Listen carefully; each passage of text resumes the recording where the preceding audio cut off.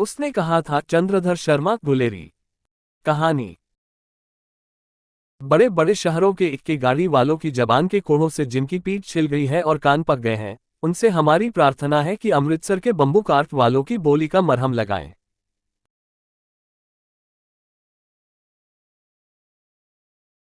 जबकि बड़े शहरों की चौड़ी सड़कों पर घोड़े की पीठ को चाबुक से घूमते हुए इक्के वाले कभी घोड़े की नानी से अपना निकट यौन संबंध स्थिर करते हैं, कभी उसके गुप्त गुह्य अंगों से डॉक्टर को ले जाने वाला परिचय दिखाते हैं, कभी राह चलते पैदलों की आंखों के न होने पर तरस खाते हैं, कभी उनके पैरों की अंगुलियों के पोरों को चीख कर अपने ही को सताया हुआ बताते हैं और संसार भर की ग्लानि और क्षोभ के अवतार बने नाक की सीध में चले जाते हैं, तब अमृतसर में उनकी बिरादरी वाले तंग चक्करदार गलियों में हर एक लड्डी वाले के लिए ठहर कर सबका समुद्र उमड़ाकर बचो खालसा जी। हटो भाईजान, ठहरना भाई, आने दो लाला जी, हटो बाछा कहते हुए सफेद फेटों, खच्चरों और बतखों, गन्ने और खोमचे और भारे वालों के जंगल से राह खेते हैं। क्या मजाल है कि जी और साहब बिना सुने किसी को हटना पड़े। यह बात नहीं कि उनकी जीप चलती ही नहीं, चलती है पर मीठी छुरी की तरह महीन मार करती हुई। यदि कोई बुढ़िया बार बार चिटौनी देने पर भी लीक से नहीं हटती तो उनकी वचनावली के ये नमूने हैं। हट जा जी ने जोगिए, हट जा कर्मा वाली, हट जा पुत्ता प्यारिये, बच जा लंबी वालिये। समष्टि में इसका अर्थ है कि तू जीने योग्य है, तू भाग्यों वाली है, पुत्रों को प्यारी है, लंबी उम्र तेरे सामने है, तू क्यों मेरे पहियों के नीचे आना चाहती है। बच जा। ऐसे बंबू कार्ट वालों के बीच में होकर एक लड़का और एक लड़की चौक की दुकान पर आ मिले। उसके बालों और इसके ढीले सुथने से जान पड़ता था कि दोनों सिख हैं। वह अपने मामा के केश धोने के लिए दही लेने आया था और यह रसोई के लिए बडियों। दुकानदार एक परदेशी से गुथ रहा था जो शेर भर गीले पापड़ों की गड्डी गिने बिना हटता न था। तेरा घर कहाँ है? मगरे में। और तेरा? मुंजे में। यहाँ कहाँ रहती है? अतर सिंह की बैठक में। वह मेरे मामा होते हैं। मैं भी मामा के आया हूँ, उनका घर गुरु बाजार में है। इतने में दुकानदार निपटा और इनका सौदा देने लगा। सौदा लेकर दोनों साथ साथ चले। कुछ दूर जाकर लड़के ने मुस्कुरा कर पूछा, तेरी कुड़माई हो गई? इस पर लड़की कुछ आंखें चढ़ाकर धत कहकर दौड़ गई और लड़का मुंह देखता रह गया। दूसरे तीसरे दिन सब्जी वाले के यहाँ या दूध वाले के यहाँ अकस्मात दोनों मिल जाते। महीना भर यही हाल रहा। 2-3 बार लड़के ने फिर पूछा, तेरी कुड़माई हो गई? और उत्तर में वही घत मिला। एक दिन जब फिर लड़के ने वैसे ही हंसी में चिढ़ाने के लिए पूछा तो लड़की लड़के की संभावना के विरुद्ध बोली, हो गई। कब? कल। देखते नहीं यह रेशम से कड़ा हुआ सालू। लड़की भाग गई। दूध लड़के ने घर की सीध ली। रास्ते में एक लड़के को मोरी में ढकेल दिया। एक छाबड़ी वाले की दिन भर की कमाई खोई। एक कुत्ते को पत्थर मारा और गोभी वाले ठेले में उड़ल दिया। सामने से नहाकर आती हुई किसी वैष्णवी से टकराकर अंधे की उपाधि पाए। तब कहीं घर पहुंचा। होश में आओ, कयामत आई है और लप्टन साहब की वर्दी पहनकर आई है। क्या? लप्टन साहब या तो मारे गए हैं या कैद हो गए हैं। उनकी वर्दी पहनकर कोई जर्मन आया है। सूबेदार ने इसका मुंह नहीं देखा। मैंने देखा है और बारों की है। सोहरा साफ उर्दू बोलता है पर किताबी उर्दू, और मुझे पीने को सिगरेट दिया है। तो अब मारे गए। धोखा है। सूबेदार कीचड़ में चक्कर काटते फिरेंगे और यहाँ खाई पर धावा होगा, उधर उन पर खुले में धावा होगा। उठो, एक काम करो, पलटन में पैरों के निशान देखते देखते दौड़ जाओ, अभी बहुत दूर न गए होंगे। सूबेदार से कहो कि एकदम लौट आए। खंदक की बात झूठ है। चले जाओ, खंदक के पीछे से ही निकल जाओ। पत्ता तक न खुटके। देर मत करो। हुक्म तो यह है कि यहीं ऐसी तैसी हुक्म की। मेरा हुक्म है। जमादार लहना सिंह जो इस वक्त यहाँ सबसे बड़ा अफसर है, उसका हुक्म है। मैं लप्टन साहब की खबर लेता हूँ। पर यहाँ तो तुम 8 ही हो। 8 नहीं, 10 लाख एक अकालिया सिख 1.25 लाख के बराबर होता है। चले जाओ। लौटकर खाई के मुहाने पर लहना सिंह दीवार से चिपक गया। उसने देखा कि लप्टन साहब ने जेब से बेल के बराबर 3 गोले निकाले। तीनों को जगह जगह खंदक की दीवारों में घुसेड़ दिया और तीनों में एक तार सा बांध दिया। तार के आगे सूत की गुत्थी थी जिसे सिगड़ी के पास रखा। बाहर की तरफ जाकर एक दियासलाई जलाकर गुत्थी रखने। बिजली की तरह दोनों हाथों से उल्टी बंदूक को उठाकर लहना सिंह ने साहब की कुहनी पर तानकर दे मारा। धमाके के साथ साहब के हाथ से दियासलाई गिर पड़ी। लहना सिंह ने एक कुंदा साहब की गर्दन पर मारा और साहब आंख नींद गांठ कहते हुए चित हो गए। लहना सिंह ने तीनों गोले बीनकर खंदक के बाहर फेंके और साहब को घसीटकर सिगड़ी के पास लिटाया। जेबों की तलाशी ली। 3-4 लिफाफे और एक डायरी निकालकर उन्हें अपनी जेब के हवाले किया। साहब की मूर्छा हटी। लहना सिंह हंसकर बोला, क्यों लेफ्टिनेंट साहब, मिजाज कैसा है? आज मैंने बहुत बातें सीखी। यह सीखा कि सिख सिगरेट पीते हैं, यह सीखा कि जगाधरी के जिले में नीलगायें होती हैं और उनके 2 फुट 4 इंच के सींग होते हैं। यह सीखा कि मुसलमान खानसामा मूर्तियों पर जल चढ़ाते हैं और लेफ्टिनेंट साहब खोते पर चढ़ते हैं। पर यह तो कहो, ऐसी साफ उर्दू कहाँ से सीख आए? हमारे लेफ्टिनेंट साहब तो बिना डैम के 5 लफ्ज भी नहीं बोला करते थे। लहना सिंह ने पतलून की जेबों की तलाशी नहीं ली थी। साहब ने मानो जाड़े से बचने के लिए दोनों हाथ जेबों में डाले। लहना सिंह कहता गया, चालाक तो बड़े हो, पर मांझे का लहना इतने बरस लेफ्टिनेंट साहब के साथ रहा है। उसे चकमा देने के लिए 4 आंखें चाहिए। 3 महीने हुए एक तुर्की मौलवी मेरे गांव में आया था। औरतों को बच्चे होने का ताबीज बांटता था और बच्चों को दवाई देता था। चौधरी के बड़ के नीचे मंजा बिछाकर हुक्का पीता रहता था और कहता था कि जर्मनी वाले बड़े पंडित हैं। वेद पढ़ पढ़ कर उसमें से विमान चलाने की विद्या जान गए हैं। गौ को नहीं मारते। हिंदुस्तान में आ जाएंगे तो गोहत्या बंद कर देंगे। मंडी के बनियों को बहकाता था कि डाकखाने से रुपये निकाल लो, सरकार का राज्य जाने वाला है। डाक बाबू पोल्हू राम भी डर गया था। मैंने मुल्ला की दाढ़ी मूड दी थी और गांव से बाहर निकालकर कहा था कि जो मेरे गांव में अब पैर रखा तो साहब की जेब में से पिस्तौल चला और लहना की जांघ में गोली लगी। इधर लहना की हेनरी मार्टिन के 2 फायरों ने साहब की कपाल क्रिया कर दी। धड़ाका सुनकर सब दौड़ आए। बोचा चिल्लाया, क्या है? लहना सिंह ने उसे तो यह कहकर सुला दिया कि एक कुत्ता आया था, मार दिया और औरों से सब हाल कह दिया। बंदूकें लेकर सब तैयार हो गए। लहना ने साफा फाड़कर घाव के दोनों तरफ पट्टियां कसकर बांधी। घाव मांस में ही था। पट्टियों के कसने से लहू बंद हो गया। इतने में 70 जर्मन चिल्लाकर खाई में घुस पड़े। सिखों की बंदूकों की बाढ़ ने पहले धावे को रोका, दूसरे को रोका, पर यहां थे 8। लहना सिंह तक तक कर मार रहा था।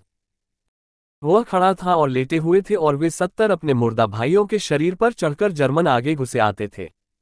थोड़े मिनटों में वे अचानक आवाज आई, वाह गुरुजी की फतह, वाह गुरुजी का खालसा, और धड़ाधड़ बंदूकों के फायर जर्मनों की पीठ पर पड़ने लगे। एन मौके पर जर्मन 2 चक्कों के पाटों के बीच में आ गए। पीछे से सूबेदार हजारा सिंह के जवान आग बरसाते थे और सामने से लहना सिंह के साथियों के संगीन चल रहे थे। पास आने पर पीछे वालों ने भी संगीन पिरोना शुरू कर दिया। एक किलकारी और अकाल सिखों दी फौज आई, वाह गुरुजी दी फतह, वाह गुरुजी दा खालसा, सत श्री अकाल। और लड़ाई खत्म हो गई।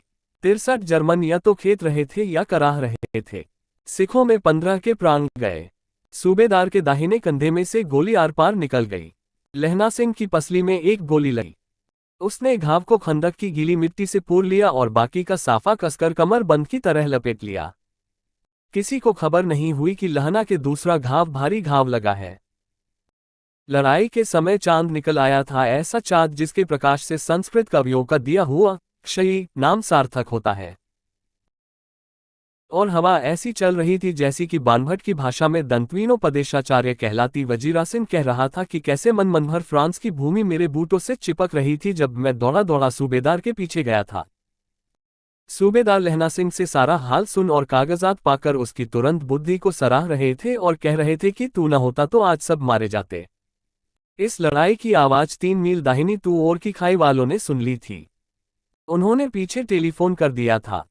वहां से झटपट 2 डॉक्टर और 2 बीमार ढोने की गाड़ियों चली जो कोई 1.5 घंटे के अंदर अंदर आ पहुंची। फील्ड अस्पताल नजदीक था, सुबह होते होते वहां पहुंच जाएंगे, इसलिए मामूली पट्टी बांधकर एक गाड़ी में घायल लिटाए गए और दूसरी में लाशें रखी गई। सूबेदार ने लहना सिंह की जांघ में पट्टी बंधवानी चाहिए। बोधा सिंह ज्वर से बर्रा रहा था, पर उसने यह कहकर टाल दिया कि थोड़ा घाव है, सवेरे देखा जाएगा। वह गाड़ी में लिटाया गया। लहना को छोड़कर सूबेदार जाते नहीं थे। यह देख लहना ने कहा, तुम्हें बोधा की कसम है और सूबेदारनी जी की सौगंध है जो इस गाड़ी में न चले जाओ, और तुम मेरे लिए वहां पहुंचकर गाड़ी भेज देना, और जर्मन मुर्दों के लिए भी तो गाड़ियां आती होगी। मेरा हाल बुरा नहीं है। देखते नहीं मैं खड़ा हूं। वजीरा सिंह मेरे पास है ही। अच्छा, पर बोधा गाड़ी पर लेट गया। भला आप भी चढ़ आओ। सुनिए तो सूबेदारनी हो, कुछ चिट्ठी लिखो तो मेरा मत्था टेकना लिख देना। और जब घर जाओ तो कह देना कि मुझसे जो उन्होंने कहा था वह मैंने कर दिया। गाड़ियां चल पड़ी। सूबेदार ने चढ़ते चढ़ते लहना का हाथ पकड़कर कहा, तूने मेरे और बोधा के प्राण बचाए हैं, लिखना कैसा। साथ ही घर चले गए। अपनी सूबेदारनी से तू ही कह देना, उसने क्या कहा था। अब आप गाड़ी पर चढ़ जाओ। मैंने जो कहा वह लिख देना और कह भी देना। गाड़ी के जाते ही लहना लेट गया। वजीरा, पानी पिला दे और मेरा कमरबंद खोल दे, तर हो रहा है। मृत्यु के कुछ समय पहले स्मृति बहुत साफ हो जाती है। जन्म भर की घटनाएं एक एक करके सामने आती हैं। सारे दृश्यों के रंग साफ होते हैं, समय की धुंध बिल्कुल उन पर से हट जाती है। लहना सिंह 12 वर्ष का है। अमृतसर में मामा के यहाँ आया हुआ है। दही वाले के यहाँ, सब्जी वाले के यहाँ, हर कहीं उसे 8 साल की लड़की मिल जाती है। जब वह पूछता है कि तेरी कुड़माई हो गई, तब वह धत कहकर भाग जाती है। एक दिन उसने वैसे ही पूछा तो उसने कहा, हाँ कल हो गई, देखते नहीं यह रेशम के फूलों वाला सालू। यह सुनते ही लहना सिंह को डक हुआ, क्रोध हुआ। क्यों हुआ? वजीरा सिंह, पानी पिला दे। 25 वर्ष बीत गए। अब लहना सिंह न 77 राइफल्स में जमादार हो गया है। उस 8 वर्ष की कन्या का ध्यान ही न रहा, न मालूम वह कभी मिली थी या नहीं। 7 दिन की छुट्टी लेकर जमीन के मुकदमे की पैरवी करने वह घर गया। वहां रेजिमेंट के अफसर की चिट्ठी मिली, फौरन चले आओ। साथ ही सूबेदार हजारा सिंह की चिट्ठी मिली कि मैं और बोधा सिंह भी लाम पर जाते हैं, लौटते हुए हमारे घर होते आना। साथ चले गए। सूबेदार का घर रास्ते में पड़ता था और सूबेदार उसे बहुत चाहता था। लहना सिंह सूबेदार के यहाँ पहुंचा। जब चलने लगे तब सूबेदार बेड़े से निकल कर आया। बोला, लहना सिंह, सूबेदारनी तुमको जानती है, बुलाती है, जा मिला। लहना सिंह भीतर पहुंचा। सूबेदारनी मुझे जानती है। कब से? रेजिमेंट के क्वार्टरों में तो कभी सूबेदार के घर के लोग रहे नहीं।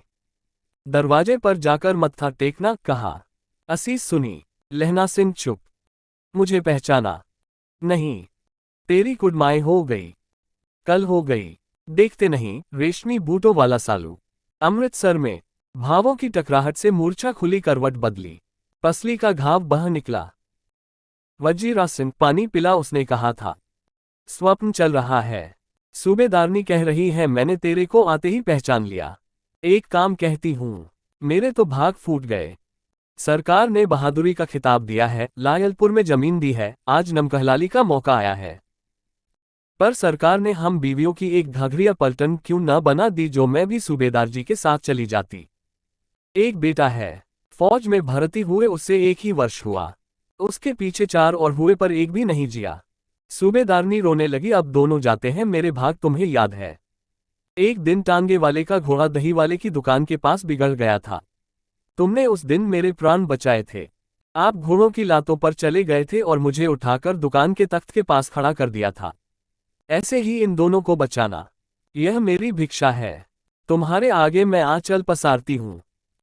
रोती रोती सूबेदारनी ओबरी में चली गई। लहना सिंह भी आंसू पोंछता हुआ बाहर आया। वजीरा सिंह, पानी पिला, उसने कहा था। लहना का सिर अपनी गोद में रखे वजीरा सिंह बैठा है। जब मांगता है तब पानी पिला देता है। आधे घंटे तक लहना फिर चुप रहा, फिर बोला, कौन? किरत सिंह। वजीरा ने कुछ समझकर कहा, हाँ भैया, मुझे और ऊंचा कर ले, अपने पट पर मेरा सिर रख ले। वजीरा ने वैसा ही किया।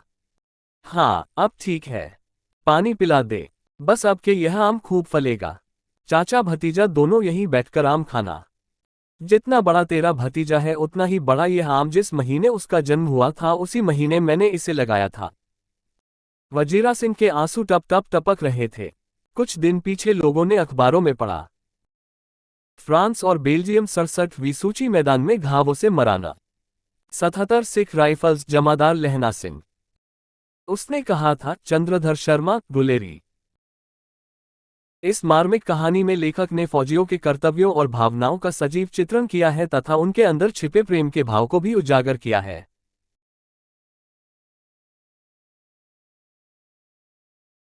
चंद्रधर शर्मा, गुलेरी, साहित्यिक परिचय।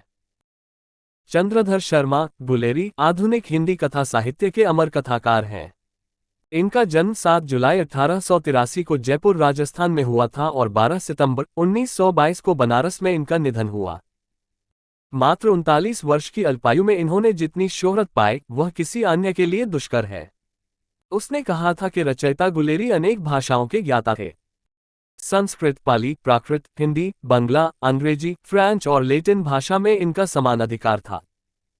इसी तरह खगोल विज्ञान, ज्योतिष, धर्म, भाषा विज्ञान, इतिहास और आलोचना विषय में भी इन्हें महारत हासिल थी। इन्होंने हिंदी में कुल 6 कहानियां लिखी। सुखमय जीवन उसने कहा था, बुद्ध का कांटा, घंटाघर, धर्मपरायण, रीछ और हीरे का हीरो। लेकिन उसने कहा था कहानी को सर्वप्रथम माना गया और यही कहानी इनकी प्रसिद्धि का पर्याय भी बनी।